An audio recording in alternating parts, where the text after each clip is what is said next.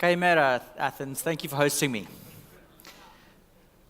So the Bitcoin Foundation is the first, the oldest cryptocurrency advocacy organization in the world. It was incorporated in 2012 by some of the early Bitcoiners, run by a board of 6 people, and most of the work that we do today is around advocacy, speaking to the media, regulators, lawmakers, and education. We are not a governance forum for Bitcoin, and we're also not exclusively about promoting the interests of Bitcoin, but rather about the broader ecosystem. If you want to hear more about our programs, please check out our website, or you can also make a donation straight to that BTC address. So the story about cryptocurrencies in 2018 is still very much the story about economics, and it's useful for us to do a quick check-in on that. So we're talking about a science that is concerned with the production, distribution, and consumption of goods and services, and ultimately about how market participants make decisions about how to satisfy their needs and desires. And you can look at it at 2 different levels, at a macro level and at a micro level. So let's start at the macro level. The story of Bitcoin is very much the story about the financial system and about the 2008 financial crisis. Bitcoin would not exist were it not for the 2008 financial crisis. The Genesis block has got a specific reference to the fact that the UK Chancellor of the Exchequer was about to bail out the UK banks a second time round. And unfortunately, not much has changed. Debt levels between 2008 and 2018 have increased by between 26 and 80% between household, non-financial, corporate, and government debt. And the consequences of that level of debt is really obvious. And I know that I don't need to explain austerity to the people in this room. It's devastating. And so we are once again on the edge of another financial crisis. Not much has changed.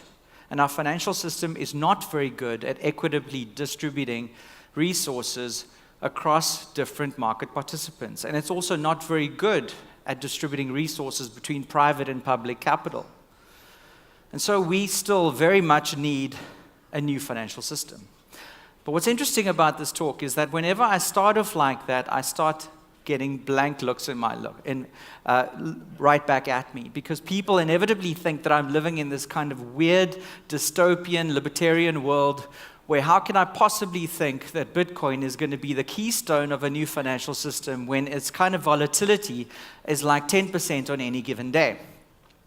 And so today I'm not going to talk about Bitcoin as the keystone of a new financial system, but I'm rather going to talk about the microeconomics and why decentralized networks and embedded crypto-economic monetary units are key to creating a better economic system, of which one part of it is a financial system.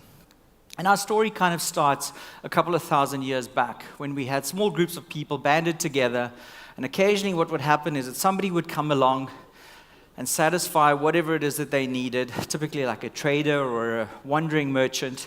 And you had a situation where demand exceeded supply, and so the supplier was the one that captured the economic surplus. And if we move forward to the end of the Second World War, we find that in fact changes. We had a large amount of production capacity that was not being used for consumer production, and that we saw that with production production exceeding demand, that in fact it was consumers that were capturing that economic surplus. And you saw the emergence of advertising to try and fill that gap. And then we move forward to technology created during the era of the internet, and we see that you had consumers on the one side, producers on the other side, and you were able to use technology in order to bring them together so that supply would equal demand. But unfortunately, what happened is that you had these trusted intermediaries that were suddenly using same-side and cross-side network effects in order to capture that economic benefit or surplus. And so here we're talking about the likes of a Facebook or an Airbnb or an Uber. But what decentralized networks allow us to do is to create a completely new way of coordinating economic activity, where you can have producers and consumers sitting inside the same network. You take the functions that were typically performed by those trusted intermediaries in 2-sided marketplace business models, and you can suddenly make use of the network effects that exist inside that network.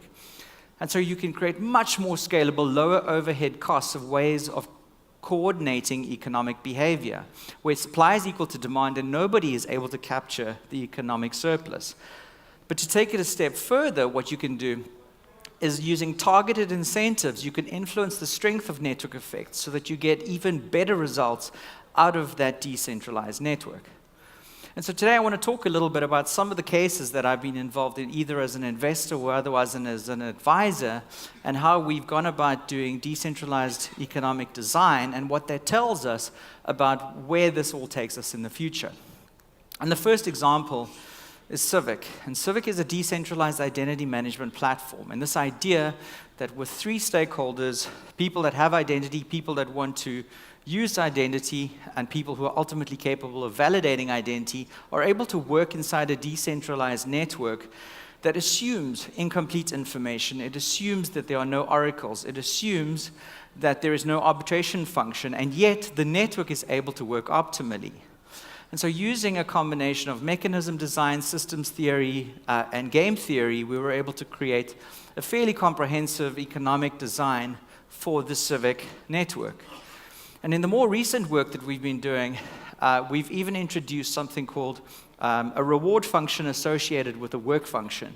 And so what we're talking about here is in a decentralized network, in this case for a DApp, we're saying it is possible to determine what is the network hoping for people to do in order for the network to grow in value rather than for one specific type of stakeholder to capture all of the value or most of the value in the network. And so what this function does is it mints new coins and it distributes those coins at the end of a given cycle based upon who performed the work, based upon what the network wants to get done. I'll come to that particular network design a little bit more later on.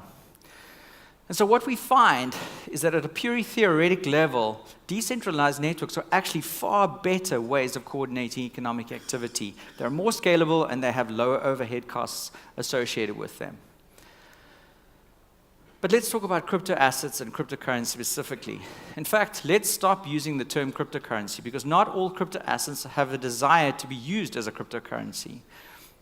And so for the bigger part of 2018, we've been trying to figure out whether or not these things are predominantly like money or commodities or something else like a security. Fortunately for us, even regulators have cottoned on to the fact that these instruments, in fact, exhibit the characteristics of all of the different asset classes depending on how you actually use them.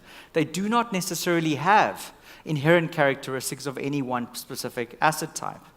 And so we could do a full analysis, for example, of, say, a utility token.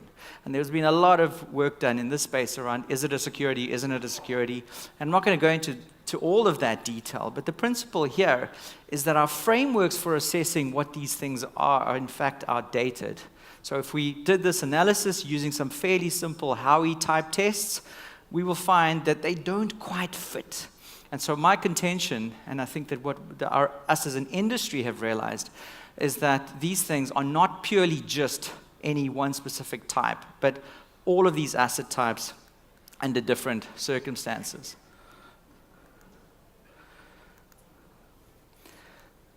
The beginning of 2018 continued this period of speculative investing into these assets that people were really, really struggling to understand and frankly struggling to value. And there is some data that tells us that, in fact, it could just be a reflection of the fact that this industry is so mature or immature that we just, frankly, the volatility that we're finding is just a function of that. But there is other data coming out of the St. Louis Fed that tells us that it is possible that things like stablecoins, of which there has been so much money that has gone into them in 2018, may in fact be a fool's errand because we cannot remove volatility from financial instruments completely. We've also had, as I said before, challenges with understanding how to price these instruments. So for example, secondary markets or even in primary sales, how do you price these instruments? And so some of the initial work has gone around using something like the equation of exchange. And the idea here is that you have a monetary economy on the one side, typically number of monetary units multiplied by velocity, and that should be equal to the real GDP, or sort of the average price multiplied by the number of units that were consumed or produced during that period. But I wasn't comfortable with that framework. And so I started to look into Forex markets and said, well, can we learn something about how to price these instruments out of Forex markets? And looked at all the different drivers for pricing in Forex markets. And if you apply these principles to crypto assets, and then you remove, just because of the immaturity of the market, those relating specifically to debt or intra-project trade, then you find that there are really only today 4 primary drivers of price in crypto assets. And they are supply schedule, governance participation, network utilization, and speculation. And so crypto assets are still very much very difficult to price. And it's partly because what we've come to realize about these networks is that we are valuing the change in utility associated with the change in the strength of network effects. And we don't have good models to value that yet. But that speculative investment activity has meant that regulators have paid a lot more attention to these emerging assets and have wanted to pounce on them for either reasons of protecting consumer interests or otherwise for simple AML concerns. And unfortunately, once again, as I said before, our frameworks for assessing these instruments are just not very useful, and they have an impact on our ability to use these instruments. So, for example, in the case of the US, the Howey test is based upon a Supreme Court case that is over 70 years old and was based upon people investing in orange groves in southern Florida. It's time to update those frameworks. Fortunately, we have regulators already around the world, such as, for example, in Singapore, that have taken the view that it does depend on how you use the instrument, and it does depend on, for example, if you're going to use it as a prepaid unit in use in a network, then there is no reason why it should be treated like a security. And even in the US, although the SEC is actually quite an aggressive regulator, they've taken the position that if it becomes increasingly difficult to identify who is the central enterprise that you're investing in, if it is quite obvious that what you're buying is a unit that is going to be used inside the network in a utility type function, and also if you could do other things, like, for example, if it becomes increasingly more difficult to identify where the managerial or entrepreneurial effort comes from, and as the network becomes increasingly more decentralized and it becomes difficult to identify who the promoter is, then once again, we're not talking about security instruments. We're talking about monetary or utility instruments. And so crypto asset regulations are going to make jurisdictions competitive and part of the future or not.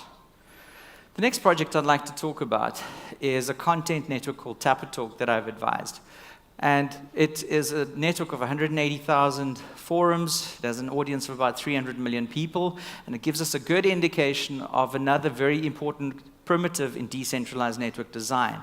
And that is that inside that network, there are no real identities, and yet you wanted a way to encourage people to behave in a particular way based upon the quality of content being produced, consumed, and shared.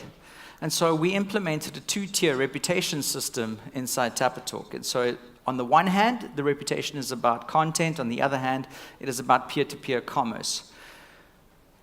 The next project that is important and tells us about the use of reputation systems in decentralized networks is a cybersecurity protocol that we worked on called Deep Defense.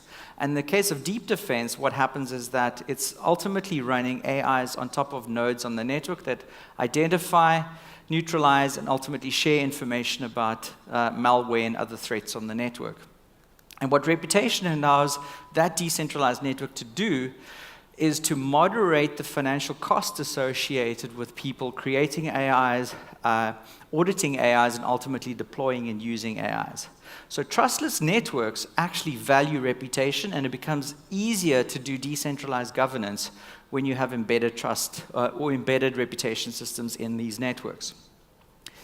Another project that I advised is, and I mentioned parts of this before, was the fan-controlled football league. So you might think this is a little funny, and ultimately what this is an indoor football league that is launched in Las Vegas with 8 teams in Q2 2019. But the idea here is that everything that's going to happen in that league will be controlled by the fans. And so from a design perspective, we had concerns around how do we create economic units that enable us to identify network effects, give an opportunity to isolate those network effects, increase the strength of them on a very local level while still keeping the liquidity of the overall system healthy. And so what we did is apply a principle called bonding. What bonding allows you to do is to have multiple tiers of monetary units that actually draw liquidity from a base or reserve currency. So in the case of the fan-controlled football league, the fan token is the source of the liquidity in the entire system.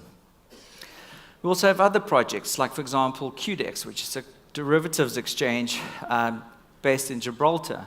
And in the case of QDEX, we created a work function and ultimately a reward function, which specifically targets the creation of liquidity. So everything about that function for a given cycle is about who created liquidity inside that network, and they're the ones that ultimately benefit from new coins created in that network.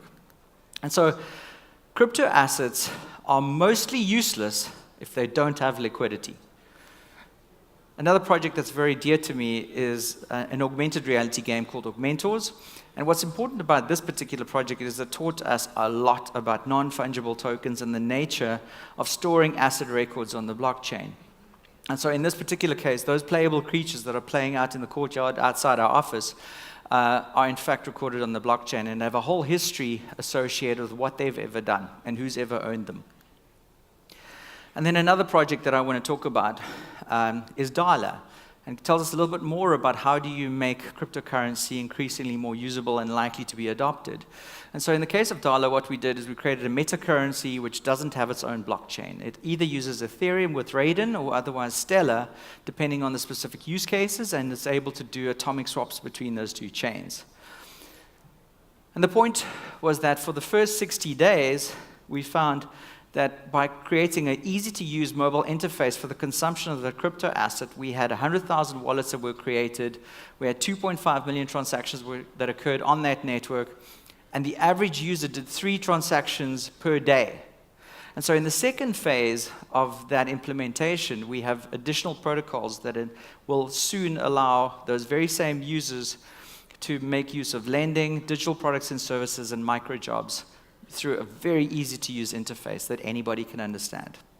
So crypto assets need better interfaces to be adopted. We've also been investing in this space for quite some time now, and what this has taught us a lot is about the evolving nature of which crypto assets are valued. So initially in 2014, it was all about equity instruments. As we moved towards 2017, it was all about utility instruments, and we're finding that it's shifting right back again to equity instruments. And there is a really good reason why, because equity instruments have been around for 400 years and will lead the security token movement simply because they are really, really powerful instruments. They provide an opportunity for share of revenue, an opportunity for share of assets on liquidation. They provide an opportunity to share on exit proceeds. They give you an opportunity to participate in governance. And they can even allow you to do different rights across different classes. And so we're not going to see those types of instruments go away completely subsumed by utility instruments, but rather that we will see the two work together with each other. So we do have a long way to go in terms of understanding crypto assets. We're very much in 1994 at the moment, if we use the analogy of the internet, and the fact that the first version of the internet was about the trustless transfer of information. The second version of it is about the trustless transfer of value. But what we do know about 2019 is that Bitcoin will continue to get better. Bitcoin will continue to overcome its limitations around scaling and privacy, and it will be more capable of providing you with an alternative to the current financial system. It's not there yet, but I have absolutely no doubt that we will get there. But while we're busy working on that, decentralized networks allow us to explore new ways of coordinating economic activity. The instruments that you use inside those decentralized networks will be a combination of utility, monetary, and ultimately security instruments. But I have no doubt that a truly well-functioning decentralized network requires a crypto asset in order to work most effectively, because it's those incentives that are embedded inside those networks that truly give them power. And so we'll continue to see identity systems, reputation systems, and also non-fungible tokens used inside these networks inside 2019 because they give them more power, they enable better decentralized governance, and they give us more options for how to store information on these networks. Thank you for your time, and enjoy the rest of the conference. Thank you very much, Llew. This was a very, very impressive collection of projects, and I think they go a long way showcasing the different design challenges and issues that arise when you deal with the microeconomics of decentralized systems design. So thank you very much for that. Questions for Llew, please, from the audience.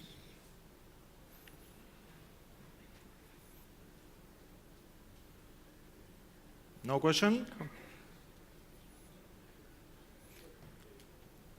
I cannot see. So, sorry. Yeah. Yeah. My name is Alvin from Nairobi, Kenya. Hi. Yeah. Thank you for the presentation. Sure.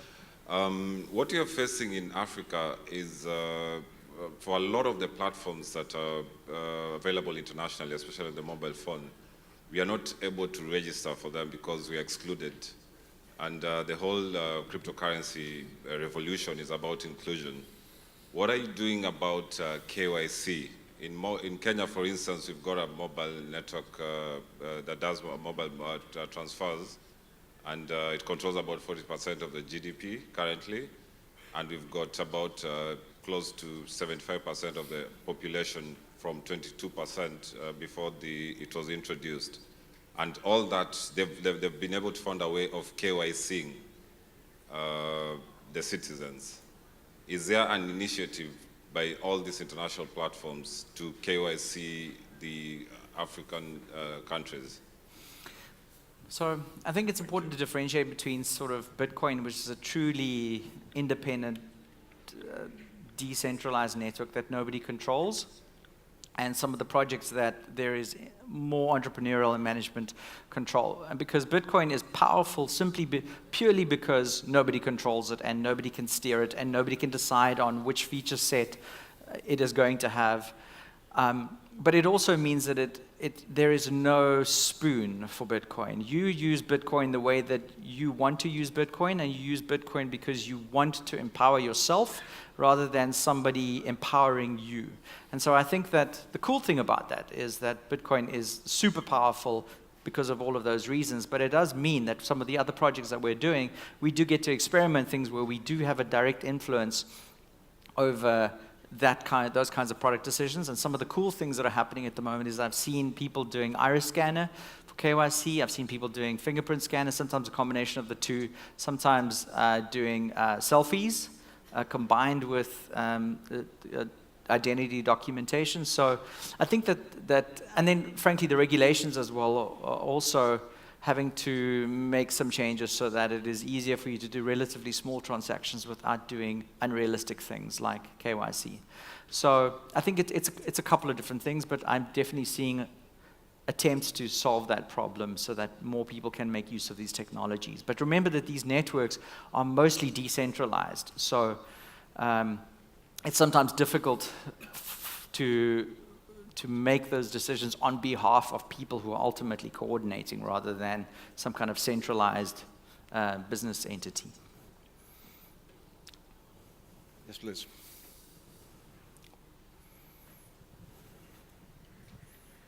Hi, excellent presentation, thank you. Thank you. What do you believe are the possibilities of various open blockchains and blockchain networks right now being replaced by layer 2 networks around Bitcoin? I'm sorry, do you want to say that again? I mean, current open blockchains being replaced by side chains around Bitcoin. I think that the cool thing about these projects is that they give people an opportunity to experiment with the technology and apply their effort where they believe that they will have the biggest impact and where their work is most highly valued. What that means is that we actually don't know whether or not solution 1 or solution 2 is the right outcome, and I don't think it actually matters. What's important is that we get to a point where we have an alternative way of coordinating economic activity and an alternative way of storing value that is outside of government control as a counterbalance to government, rather than sort of replacing government's ability to enact monetary policy. So I think that I welcome, and I think most people would welcome you to work on whichever project you think you can have the biggest impact on.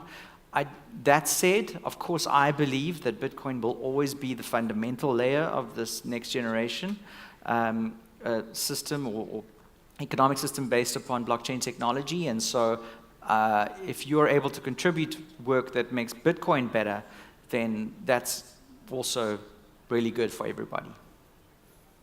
Fantastic. Llew, this was Cool. great.